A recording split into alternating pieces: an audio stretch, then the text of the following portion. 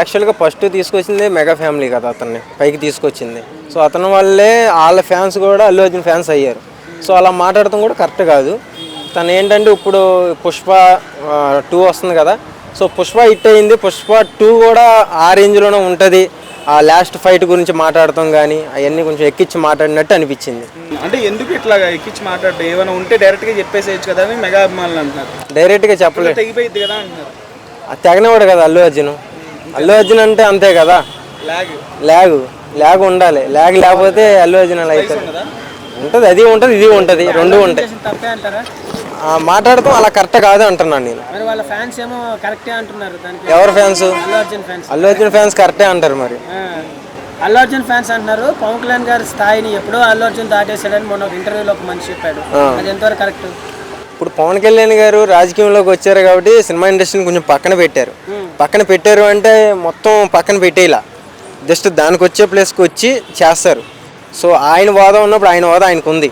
So దాని గురించి మనం మాట్లాడకూడదు. ఎందుకంటే ఏది అల్లు అర్జున్ పవన్ కళ్యాణ్ గారి స్థాయిని ఎప్పుడో దాటేశారు. లేదు, దాట్లా 1% కూడా దాట్లా. అల్లు అర్జున్ ఫ్యాన్స్ అంటున్నారు మా అల్లు అర్జున్ ఇండియా మొత్తం తెలుసు, మీ పవన్ కళ్యాణ్ ఓన్లీ తెలుగు స్టేట్స్ కే తెలుసు అంటున్నారు.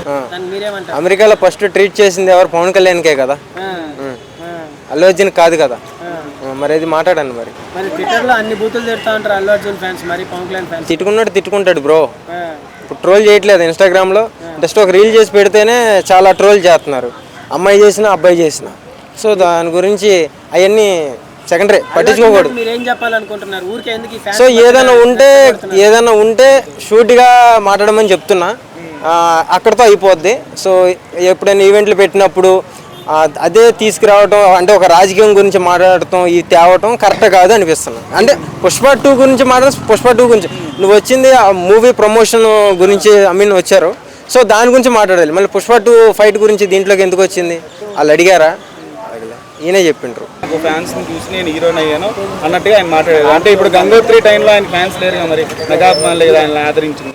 అవును, కరెక్టే. సో ఫ్యాన్స్ అన్నది ఎక్కడి నుంచి వచ్చారు? ముందు ఒక హీరో నుంచి వస్తారు కదా. ఆ హీరో ఎవరు? మెగాస్టార్ చిరంజీవి గారు ఉన్నారు కాబట్టి ఈ రోజున తెలుగు ఇండస్ట్రీ ఈ రకంగా ఉంది. ప్రతి హీరోకి కొంచెం ఆయన దాని నుంచే ఫ్యాన్స్ ఇలా విడిపోయారు తప్ప ఆయనకి ఎవ్వరు ఒక్కళ్ళ హీరోకి అని నాని ఫ్యాన్స్ అని ఏంటి, నేను అల్లు అర్జున్ ఫ్యాన్స్ అని. మేము ఆర్మీ అంటారు కదా వాళ్ళు. ఎవరు? ఆయన ఇప్పుడు నువ్వు ఆర్మీ అంటే మేము ఆర్మీ అంటాం, నువ్వు జయ అంటే మేము జయ అంటాం. ఓకేనా? అట్లా ఉంటుంది. మొత్తం ఒకటే బ్రో, మొత్తం ఒకటే, మనుషులందరూ ఒకటే బ్రో. ఓకేనా? విడదీసేది ఏమీ లే. దేవుళ్ళందరూ ఒకటే, అట్లా మనుషులందరూ ఒకటే. కాకపోతే మనమే అనుకుంటాం ఆ హీరో ఇట్లా, హీరో వాళ్ళందరూ బాగానే ఉంటారు, కానీ వాళ్ళ వల్ల మనమే తిట్టుకుంటాం. అరే అల్లు అర్జున్ ఫ్యాన్స్ ఇలా అన్నారు, పవన్ కళ్యాణ్ ఫ్యాన్స్ ఇలా అన్నారు, ఎన్టీఆర్ ఫ్యాన్స్ ఇలా అన్నారు, ఆ పాట గురించి ఇలా మాట్లాడారని మనం కొట్టుకుంటాం. వాళ్ళు ఒకటేగా, మౌన్ మాట్లాడుకుంటారు, ట్రీట్ చేసుకుంటారు. మాట్లాడేటప్పుడు కొంచెం జాగ్రత్తగా మాట్లాడాలని అనుకుంటున్నారా? మరి అంతే కదా. ఎందుకంటే దాని గురించి కూడా ఇప్పుడు ట్రోల్ చేస్తున్నారు చాలా మంది.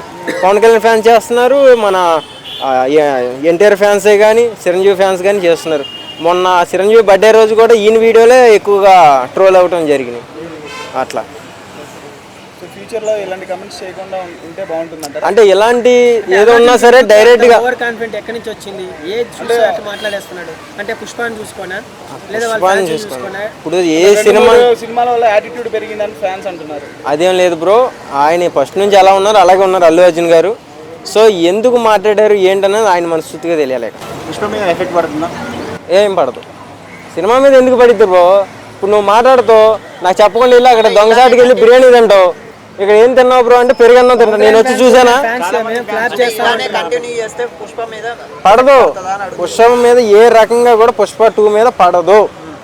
నేను చూసా కదా సెట్ లో, దాని ఎవరు అంత మాకు తెలుసు. బాహుబలి తర్వాత ప్రభాస్ సినిమా కూడా అలాగే అన్నారు బ్రో, ఏ సినిమాకి పడదనేసి. 3 సినిమాలు రాధేశాము, ఆది పురుషు, సాహో, ఇప్పుడు అయింది కల్కితో కోలుకున్నారు.